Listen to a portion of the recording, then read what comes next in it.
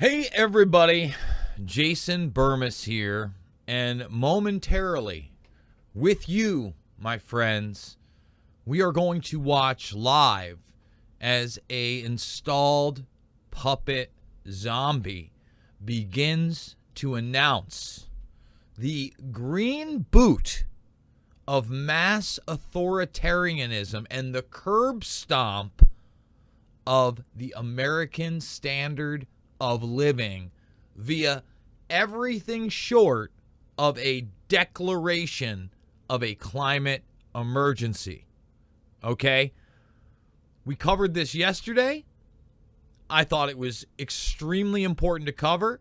We had some anonymous loser trolls say it was fear porn. This is not fear porn. Okay?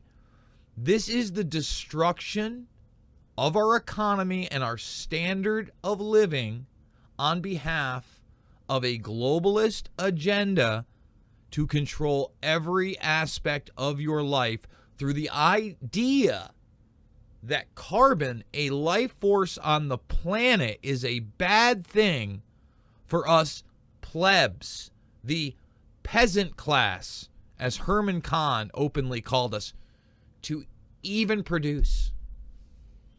You believe that? You believe they're coming to save you? You believe Joe Biden runs anything in this country when he can't stop literal diarrhea from running down his leg? So they have to say, you know what, we shouldn't have this live conference with the Pope. I mean, he's been pooping his pants a lot. We got a poopy pants zombie puppet in office to announce this. We got a cackling cartoon that also can barely speak, and she should be in her prime, okay, as the heiress to the throne, because there's no way Zombie J is making it 4 years, period. We said it from the beginning, okay? So just so you guys understand that you tuned into the real deal here, at 2:45 Eastern, which is about 13 minutes from now, we should be watching this live. Now, this might be a long broadcast because we don't know how long it's going to take them to roll him out. I can assure you it will not be a long broadcast because of what Zombie J has to say. Okay? And this is CBS News. Remember, yesterday it was all over the place because The Hill had leaked it that he was supposedly going to announce on Wednesday, or as soon as Wednesday, this climate emergency. You know, there's all this hype. The hottest summer ever. Again, Joe Biden doesn't run anything. So now they're not sure, number one, with the media ready for him to do this and announce this tyranny, that they want to do it now. They want some language out there. So he's going to, well, check it out. Biden, and a conquered ex-coal plant, it's conquered by these people, all right, is heading to Massachusetts on Wednesday to announce new executive actions to address climate change. This is a guy that got booed out of a American baseball stadium, okay, and had people chanting, "Let's go Brandon," at him. And they tell you he's the most popular president, the poopy pants of all time, all right, to announce new executive actions to address climate change. It's climate control of your life. All right, it's the control of every single aspect of the human life. It is the regimentation of what's left of all human beings and humanity at this point. That's what this is. As some Democrats have pushed for a prospect for new legislation in Congress appear increasingly dim. So look, we can't do it the legitimate way that we've already done God knows what to do it the legitimate way. And I'm going to address that as well. There are a lot of people out there that are mad at me for daring to talk about Kristi Noem as a potential candidate. Guys, let's get in the arena then. I was also going to do this yesterday during the Q&A, right? I was going to ask this, but for some reason, YouTube just totally cut me off if you were watching midstream. I have no idea what happened there. I thought my channel was taken away. It seemed very odd. But who's your dream team? Who's the dream team for an administration that would be somewhat honest? And if you're going to say nobody, are you really contributing? Okay? obviously our infrastructure is totally fuckle schnucked up. Let's be honest about that. It is an executive within an executive with things like Born Classified under a Manhattan Project Project style model post World War II. Need to know. And by the way, we should note that I was going to do a Bohemian Grove episode, and everybody wants to talk about the ritual of the Grove, right? And how you got a bunch of Christian conservatives there. Well, how about we talk about the nuclear project, the Manhattan Project, had its origins through the Bohemian Club and the Bohemian Grove. These are real players. So you have that infrastructure inside Born Classified and all these different projects and their managers, right? And then you have another infrastructure, circles within circles, of, the kind of minions and upper crust of each situation, the up-and-comers, the people that you want to push at the Bohemian Grove on a much larger scale in a 2-week encampment. By the way, so many celebrities have been in there. Willie Brown, who Kamala Harris slept her way to the top with, who was the mayor of San Francisco, big Bohemian Grove guy. Big Bohemian Grove guy. All right? So I also brought up that there's a supposed Marshall Plan out there in the fantasies of Prince Charles. And it's still 2022, and it's not just Prince Charles, but we have, it's unbelievable. We have rule by bloodline for centuries now, if not millennia, where some of these people are still in charge. That's not democracy, and that's not by accident. We got people parading around in crowns, riding in horses in a multitude of first world nations. And they'll just say, oh, well, they don't really have any power. Bullshit. Bullshit. You talk about Prince Charles is it's got to be his father. Yeah, Philip. I mean, oh my God. What a grotesque human being. A lot of people like to misquote him. There's a supposed virus quote. I don't know that's Prince Philip, but what he did say is that human beings were getting to plague-like proportions in, I believe it was 1984, coincidentally. Ugh. That's the royalty? Prince Bernard of the Netherlands gets caught arm dealing, after working with Nazis, and creating the Bilderberg Group at the Bilderberg Group. That's who we want in charge? That's where we're heading? Because I'll tell you what, the descendants of all that, they make way more decisions than Zombie J, the poopy pants puppet. And right now, this agenda is just out in the open. There is literally no mainstream media whatsoever, other than, unfortunately, just like Fox every once in a while, talking about what's happening in the Netherlands, Panama, Sri Lanka. Zero, zip, no coverage, nothing meaningful. Like if you go to CNN International, which I often do, sometimes you get a piece.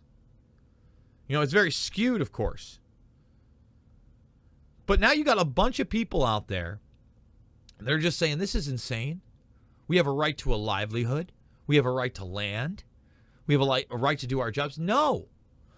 The people at the top, the predator class, and that's what they are, all right, have already decided that human evolution and the natural evolution of every species on the planet is over. Is over, according to Dennis Bushnell. And we have now taken hold of that, and we will decide our own evolution. It is the evolution of the humans by the humans into what they believe will be a virtual age. Okay? And there are steps to that virtual age that coincide and preclude transhumanism and even a post-human future. It's hard to believe. It sounds like science fiction, right? It sounds like I'm watching Altered Carbon on Netflix, a show that's premise is that your conscious can be uploaded to a little disc-shaped thing, like you can sit into any sleeve, which is like a biological, enhanced human-like being, and you can live forever as long as that never gets destroyed. And then on top of that, there are the whole premise of the show is that you've got this person who lives in the sky, up in the clouds, above everybody else, that was murdered, but he's constantly uploading his consciousness, so he just doesn't know who the murderer is because he's only been robbed of the time period that he didn't upload his consciousness. It's all fake. It's all false. You can't upload your consciousness. That's Johnny nonsense. It's not a reality. Okay?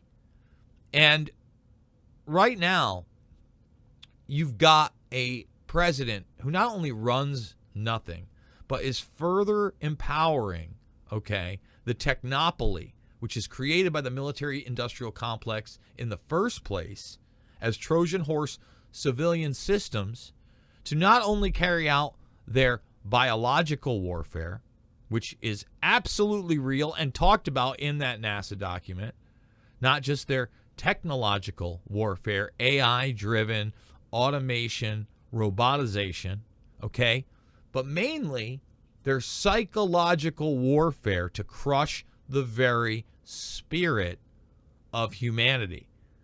And if this emergency action comes into fruition and people go along with it, I will say it again. It will be the green jackboot of curb stomp on not only our standard of living, but of humanity in general. You will see things like you have never seen before in the information age. Good thing your kid knows how to TikTok, and he was great at the Snapchat, and boy, does he Instagram. It's not going to help you. It's not great. Okay? And that's stuff that's going to constantly still be promoted. Because that's kind of the idea, right? Is to promote the new bread and circuses and drive people into the metaverse. All right? And by the way, the amount of energy and power and manpower that they're going to put into this metaverse is going to be massive. Massive. But you'll never hear about it. Net zero carbon. Net zero. It's going to be green. I'll bet it is. I'll bet it is. So we, again, are about 3 minutes away here, folks. 3 minutes away from C-SPAN, apparently, going to cover this. And we already have just about every media outlet stepping up to the plate and admitting that this new national emergency on climate is imminent, but it will not be announced today. Okay? I want to know, we've got Tucker Carlson reporting he has eyewitness accounts inside the Biden administration where Dr. Jill is feeding him pills of God knows what. If I had to take an uneducated guess, I'd guess they were some kind of amphetamine, okay, to hop him up before interviews. Come on, man. I got hairy legs. This is the dude. This is reality. They're throwing it in your face. And the other thing that's just grotesque and disgusting is that there's a part of the culture, the very popular culture, especially within entertainment. Forget about the shill politicians and the media pundits and personalities and those losers. Okay? But there's a large sect of people that are supposed to be comedians, that are supposed to be attacking the establishment. For instance, all the way back, the beginnings of Saturday Night Live, the big joke was that Gerald Ford fell all the time. Let me tell you something. Gerald Ford in the throes of his last days on the planet was way more with it than what Biden is now. And there's nothing there. There's nothing. There's no acknowledgement. I can sit here and have Kevin Roose on my program from the New York Times for a half an hour spouting their Johnny nonsense, not having an answer for any of my questions, talking about Bigfoot and UFOs. Excuse me for a moment. When that's not something we focus on in this broadcast, right?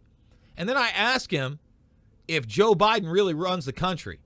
And I can't get a straight answer. What do you mean? Like, he tries to turn it into some conspiracy theory where I'm acting like Trump's still running the country or some Johnny nonsense. I mean, no, the man's an old dementia-ridden puppet. He clearly runs nothing. Are you telling me that, I explained it.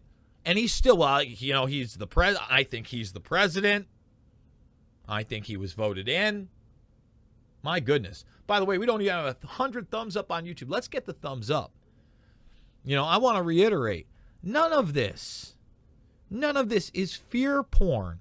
Buckle the truck up. They're going for it. So let me make some suggestions as we await Zombie J. All right? Let's put some zombie in the background. Hey. Right there. And by the way, censored on YouTube, but we continue the broadcast over at Rumble and Rockfin, and you can check out my audio stuff as well as some video stuff over at Podbean as well. But I want to thank Rumble for everything they've done to empower. Listen, I embed a video. I get a video embedded in a website that gets millions of people trafficked, okay? When I embed the Rumble, we just got 70,000+ views on a video. That doesn't happen with me on YouTube. We embedded a YouTube video, no uptick, because they ended up with 2.7 thousand, just like any of my other videos. Why is that? Why is that? Is YouTube clearly now also just lying about the views? I don't know. I know I've gotten tons of people saying, hey, I was subscribed to you, now I'm not. Hey, I have notifications checked, now they're unchecked. Or, hey, I have notifications checked. We don't get them. It's weird. But will we get them with Zombie J? He hasn't canceled this, has he? Let's see if Joe Biden canceled. Just can't make it. He's a busy man. Let's type it. Joe Biden, ex-coal plant. He's an everyday American, everybody. He knows about coal. Ex-coal. 27. So we got a live stream supposedly coming up over at PBS NewsHour. Let's see what we got. I will look at it that way. I said last week, and I'll say it again loud and clear. We're bringing it all the way back. Have one. Well, hello, Massachusetts. It's an honor to be with you, outstanding members of Congress today. Senator Ed Markey. Ed, there you go. Senator Elizabeth Warren, Congressman Auchinclaw, Sauce. Where is she? There you go, Jake. Bill Keating, Congressman. He can't speak, everybody. Have you noticed? He can't talk. He can't speak. And your great former members, and one of my dearest friends, John Kerry, is doing a great job leading our international special presidential envoy on climate, traveling the world and talking with an awful lot of people. He's talking into moving more than they've been doing. He can't talk. And another great Massachusetts native, Gina McCarthy. Gina, there she is. My national climate advisor is leading our climate efforts here at home. It's an honor to be joined by your neighbor from Rhode Island. He's not a bad guy at all. I live in his house, Sheldon Whitehouse, a great champion of the environment. He's been banging away at it. I come here today with a message.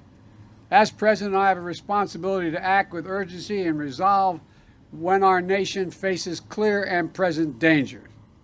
And that's what climate change is about. It is literally, not figuratively, a clear and present danger. The health of our citizens and our communities is literally at stake. The UN's leading international climate scientists call the latest climate report nothing less than, quote, code red for humanity. Let me just stop that. You notice he integrated the UN and health. right? And the new UN Health, WHO thing is health for peace and peace for health, with a transgender, let me repeat this, we're going to show it again, a transgender Mother Earth. Let me say it again. Code Red for Humanity. It's not a group of political officials, elected officials. These are the scientists. We see it here in America, in red states and blue states. Extreme weather events costing $145 billion. $145 billion in damages just last year. More powerful and destructive hurricanes and tornadoes. I've flown over the vast majority of them out west and down in Louisiana, all across America. It's amazing to see. Ravaging 100-year-old droughts occurring every few years instead of every 100 years. You can't talk. And they came to declare this in front of a coal plant they destroyed. They hate you. This is the takeover. The man can't talk. He doesn't run anything. Wildfires out west that have burned and destroyed more than 5 million acres. Everything in its path. That is more land than the entire state of New Jersey, from New York down to the tip of Delaware. It's amazing. 5 million acres. Our national security is at stake as well. Extreme weather is already damaging our military installations here in the States. And our economy is at risk. So we have to act. So the economy and the military bases are now being destroyed because of climate change. They're going to act. They're taking it all away. They're shutting it off. They hate you. Extreme weather disrupts supply chains, causing delays and shortages for consumers and businesses. Climate change is literally an existential threat to our nation and to the world. So my message today is this. Since Congress is not acting as it should, and these guys here are, but we're not getting many Republican votes, this is an emergency.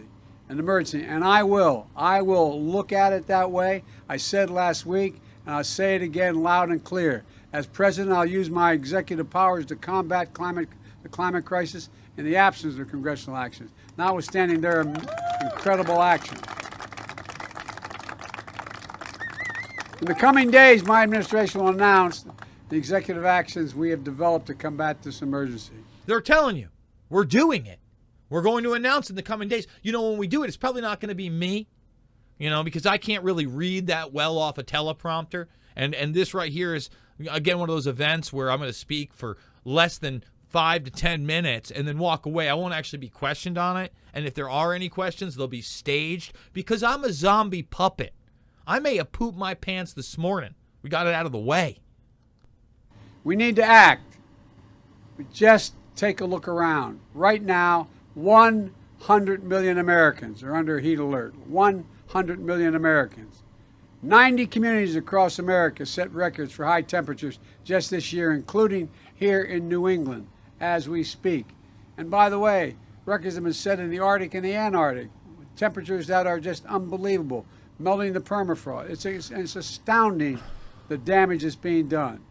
And this crisis impacts every aspect of our everyday life. That's why today I'm making the largest investment ever, $2.3 billion, to help communities across the country build infrastructure that's designed to withstand the full range of disasters we've been seeing up to today. Extreme heat, drought, flooding, hurricanes, tornadoes. All of which existed long before Joe Biden did. Okay? Long before Joe Biden's dad's dad did. All of those have existed, throughout the entirety of the planet. All of them. But now they get regulated along with your carbon. And they're going to tell you how much energy you can use. It's going to be integrated in your nice little social credit score as they literally destroy the economy on purpose, as they have been, gutting it for the resources they will take over by executive action. He's telling you. Right now, there are millions of people suffering from extreme heat at home. So my team is also working with the states to deploy $385 million right now For the first time, states will be able to use federal funds to pay for air conditioners in homes, set up community cooling centers in schools. Community cooling centers. Oh, you can't afford to have your AC on? Oh, do we cap your energy? Oh, do we have rolling blackouts? Come to the cooling community center at the school. Where people can get through these extreme heat crises. And I mean people in crises that are 100 to 117 degrees. An infrastructure law that your members of Congress have delivered includes $3.1 billion to weatherize homes and make them more energy efficient, which will lower energy costs while keeping America cool in the summer and warm in the winter and not using too much energy. Which has never been a problem, Joe. Which has never been a problem. But somehow you're equating that with this agenda to control humanity. You make me sick. You made me sick when you were Joey B. gangster style. But I want to vomit in my mouth every time I watch this. It's disgusting. It's disgusting. My Department of Labor, led by a guy named Marty Walsh. He talks funny. He's a hell of a guy. But all kidding aside, Marty was a great mayor, and I know he knows how to get a job done. And he's doing two things for me.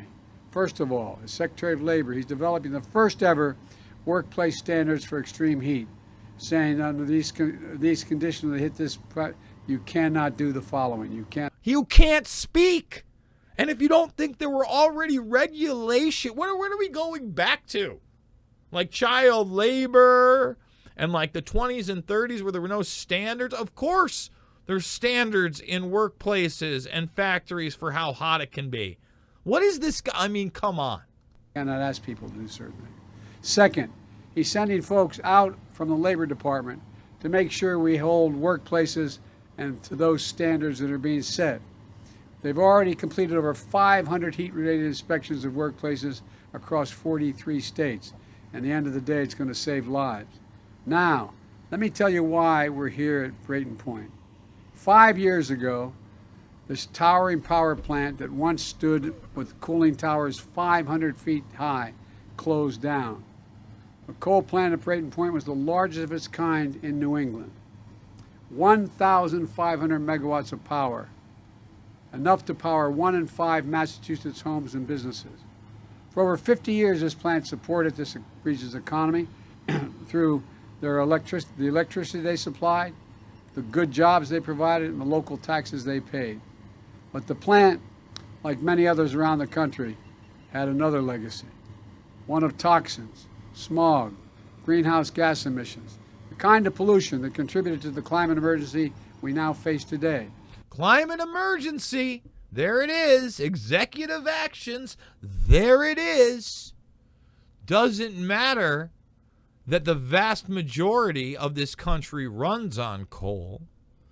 Doesn't matter that all these batteries that get charged by coal en masse. None of that matters. No. It's so bad. And look, coal ain't perfect. I don't like the mercury runoff. Period. But compared to some of these other things, not so bad. Again, nuclear power. You know, like 3rd generation, 4th generation, 5th generation, nuclear power, much cleaner. Never going to tell you that. It's not for you. It's for cutting everything away from you and your standard of living. Gina McCarthy, a former regulator in Massachusetts, was telling me on the way up how folks used to get a rag out and wipe the gunk off of their car's windshields in the morning just to be able to drive. Not very much unlike where I grew up in a place called Claymont, Delaware, which has more oil refineries than Houston, Texas had in its region just across the line in Pennsylvania. And all the prevailing winds were our way. I just lived up the road. In an apartment complex when we moved to Delaware, and just up the road to a little school I went to, Holy Rosary Grade School. And because it was a 4-lane highway that was accessible, my mother drove us, and rather than us be able to walk. And guess what? The first frost, you know what was happening? You had to put on their windshield wipers to get literally the oil slick off the window. That's why I and so damn many other people I grew up have cancer.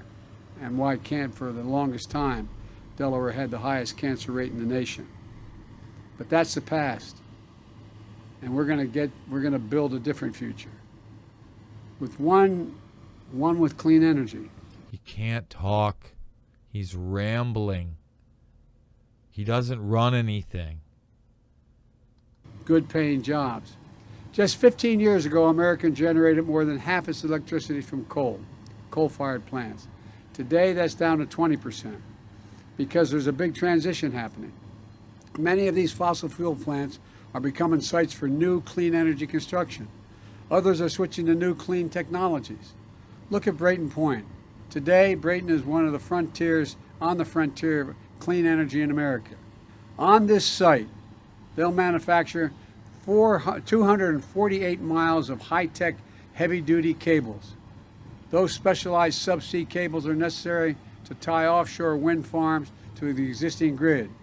Manufacturing these cables will mean good-paying jobs for 250 workers, as many workers as the old power plant had at its peak. And the port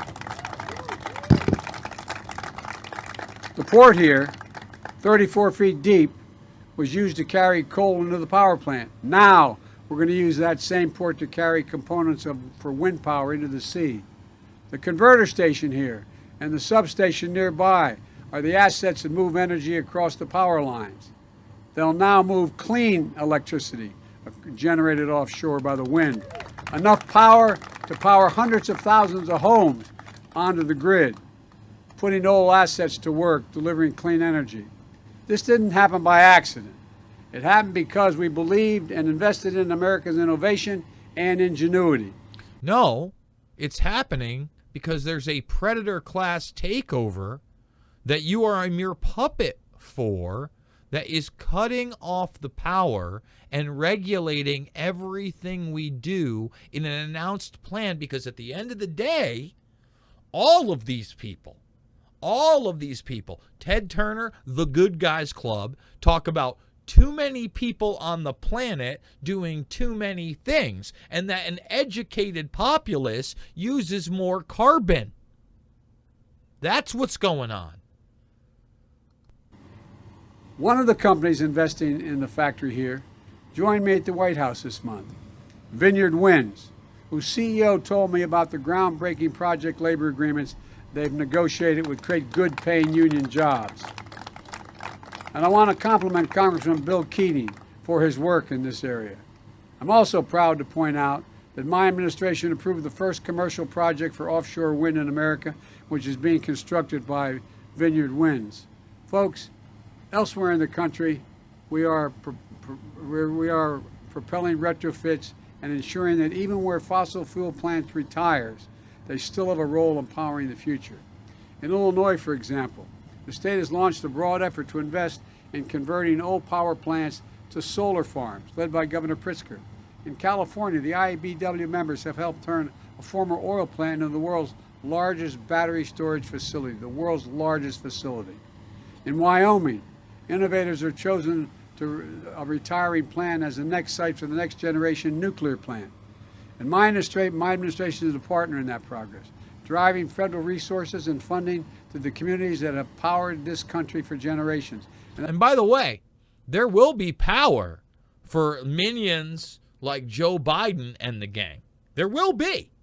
You know, that's what those nuclear power plants are about, okay? Because they don't plan on having their standard living keeps going up and up and up and up, and they get the good stuff. They get the gravy train with biscuit wheels. You get biomedical tyranny enforced by the military-industrial complex and their Trojan horse civilian systems. That's what you get. Well, they tell you about freedom and democracy. And that's why they need to be taken care of as well. I want to thank Cecil Roberts, a friend and president of United Mine Workers of America, and so many other labor leaders who worked with on these initiatives. Since I took office, we've invested more than $4 billion in federal funding to the 25 hardest hit coal communities in the country, from West Virginia to Kentucky to Wyoming to New Mexico. Through the infrastructure law, we're investing in clean hydrogen, nuclear, and carbon capture with the largest grid investments in American history. We've secured $16 billion to to clean up abandoned mines and wells, protecting thousands of communities from toxins and waste, particularly methane. And we're going to seal leaking methane pollution, an incredibly powerful greenhouse gas. We're going to take away your cattle. We're going to take away your cattle. And by the way, you can look this up. It's something I've played in the flashback back when I was working for InfoWars, and I had the Info Warrior. There was a technology already out there that turned the evil gas carbon dioxide into methanol, a usable fuel. All right? So any way they want it, that's the way they'll have it. Carbon dioxide, nitrogen, right? Methanol, anything that they can say that they want to regulate, all of a sudden, executive order, existential crisis, right? Powers that were never granted to me and should be granted to no man. That's 40 times more dangerous to the environment than carbon dioxide. And folks... Oh, it's 40 times more dangerous than carbon dioxide. He can't talk. You wonder why I haven't focused too much on Biden's speeches and gas. It's painful. I've been doing this now for years, primary style. That's when we really started focusing. Yeah, and then I didn't think they would have any balls of running the guy and installing him. Wow. Got that one wrong. With American leadership back on climate, I was able to bring more world leaders together. Then we got 100 nations together to agree that the major conference in Glasgow, England, Scotland, to change the emissions policies we have. He can't string a sentence together. He doesn't know where he is or where he's been. Glasgow, England, Scotland, blah ba doo ba da ba doo. By the way, not even 200 thumbs up. We're going to continue with this. Don't worry, guys. We're going to just minimize that for a second. We're live. Really could use your support. I don't know how much longer I'm going to be on YouTube. They took down another video. They stopped me from streaming in the middle yesterday. For some reason, it just froze up. $5, $10, $15. It means the world to me on the Buy Me a Coffee. Rumble with me, okay? Rockfin with me. Did we get to 60,000? You could help me get to 60,000 followers if we're not there yet. Yeah, we're still about 600 short. That's where I'm at, uncensored, because you never know. I get banned all the time on YouTube. We got an RSS feed over here. And like I said, all my documentary films, they're free. Joe Biden stars in Fabled Enemies as Joey B. Gangster, covering up 9/11, covering up the Pakistani role, talking about it being classified, being coherent. You get to see a real gangster in action right there.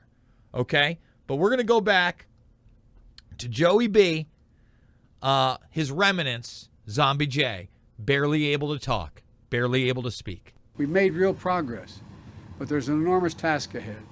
We have to keep retaining and recruiting building trades and union electricians for jobs in wind, solar, hydrogen, and nuclear, creating even more and better jobs.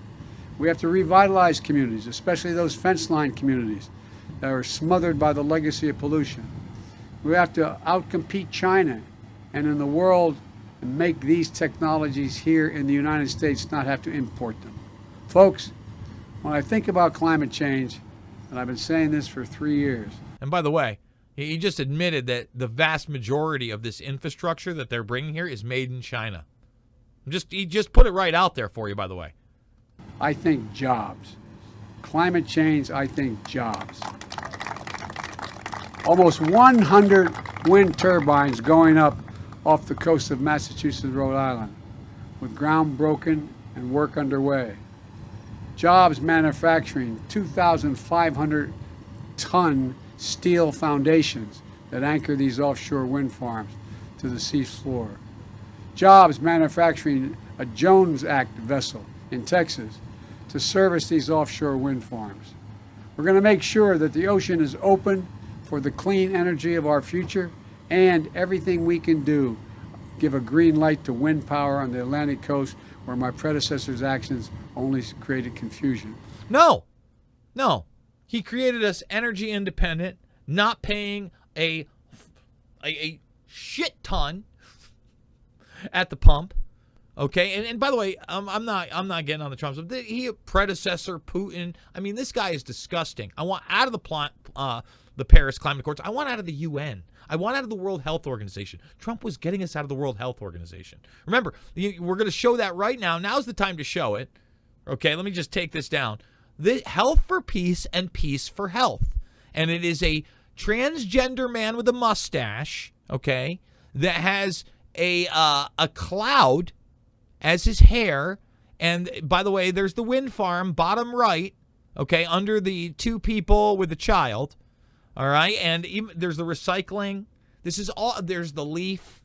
They're integrating all of it.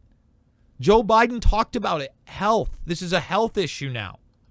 It's a health issue, Joe. I mean, come on, guys. Wake up and smell the zombie. And today, we began the process to develop wind power in the Gulf of Mexico as well for the first time. A real opportunity to power millions of additional homes from wind. Let's clear the way. Let's clear the way for clean energy and connect these projects to the grid. I've directed my administration to clear every federal hurdle and streamline federal permitting that brings these clean energy projects online right now and right away. And some of you have already come up and talked to me about that. And while so many governors and mayors have been strong partners in this fight to tackle climate change, we need all governors and mayors. We need public utility commissioners and state agency heads. We need electric utilities and developers to stand up and be part of the solution. Don't be a roadblock. You all have a duty right now to our economy, to our competitiveness in the world, to the young people in this nation, and to future generations. That sounds like hyperbole, but it's not. It's real. To act boldly on climate. And so does Congress, which, notwithstanding the leadership of the men and women that are here today, has failed in this duty. Not a single Republican in Congress stepped up to support my climate plan. Not one. So let me be clear. Climate change is an emergency. And in the coming weeks, I'm going to use the power I have as president to turn these words into formal, official government actions through the appropriate proclamations, executive orders, and regulatory power that a president possesses.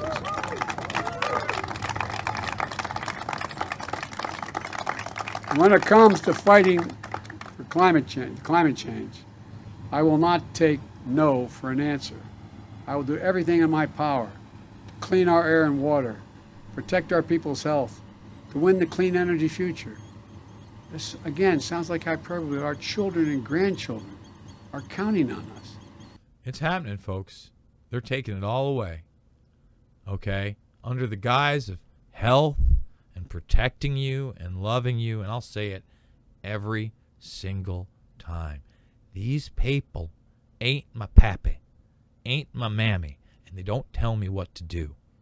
And we have a duty to fight for humanity and expose this. This guy is a clown show. If anybody can look at you straight in the face and tell you he runs anything, you just say to that person, either you're lying to yourself or you're so severely mentally ill, you should probably seek help, but not of the pill variety. You know, I was about to do a show on the study showing the serotonin uptake reinhibitors, the psychotropics, don't really cure your depression.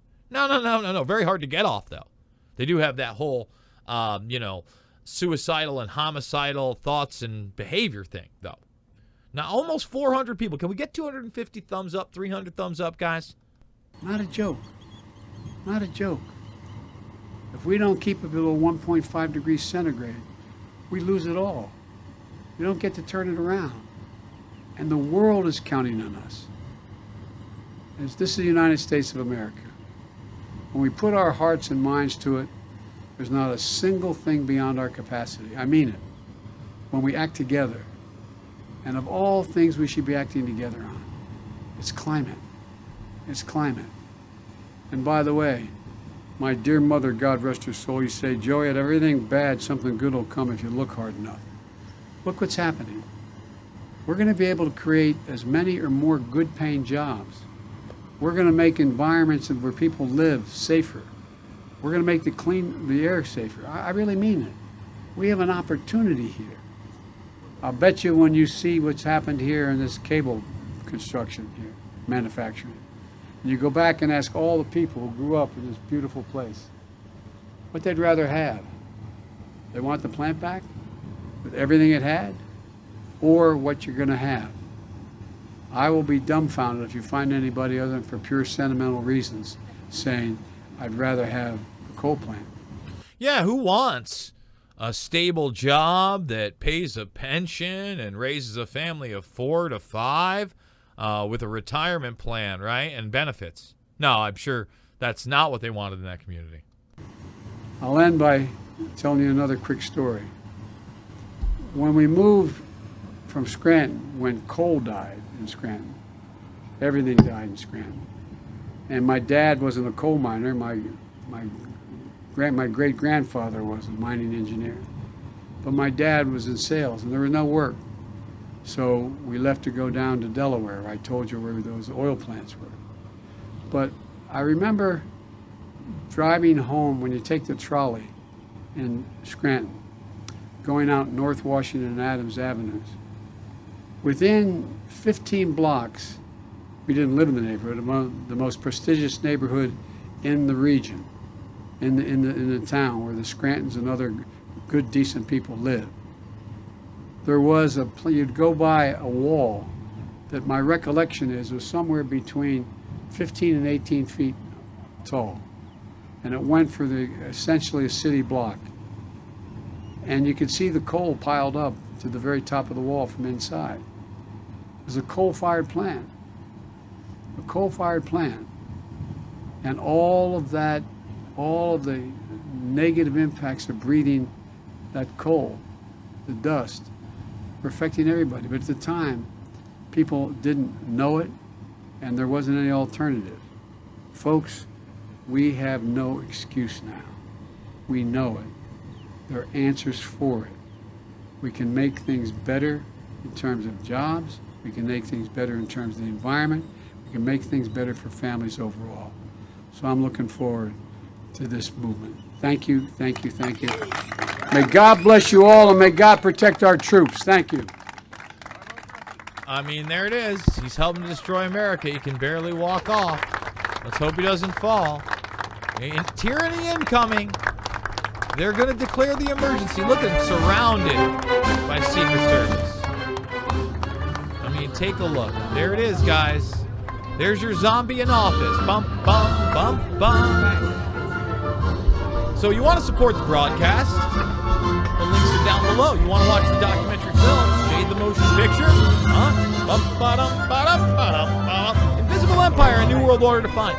Joey B, Non-Zombie J, and Fabled Enemies. And don't forget, Loose Change Final Cut. Apparently, the Reawaken America tour venue in Rochester has now canceled it due to, obviously people like myself and white supremacists and neo-Nazis apparently. Despise those people, but it doesn't really matter. We're moving the venue, still speaking to New York, August 12th, 13th. I encourage you to come on out. And guys, look, I'm doing my best. I'd love to save the country, but the country already seems gone. So now it's time to save humanity. And what they're doing is global. And that's why you're seeing what's happening, again, in Panama, in Sri Lanka. And it's going to be happening in a lot of other places. A climate emergency, not fear porn, total reality. Buy me a coffee, rumble it up, check out the Podbean, and do the Rockfin. It's not about left or right. It's about fighting health for peace and peace for health. I'll see you all on the flip side.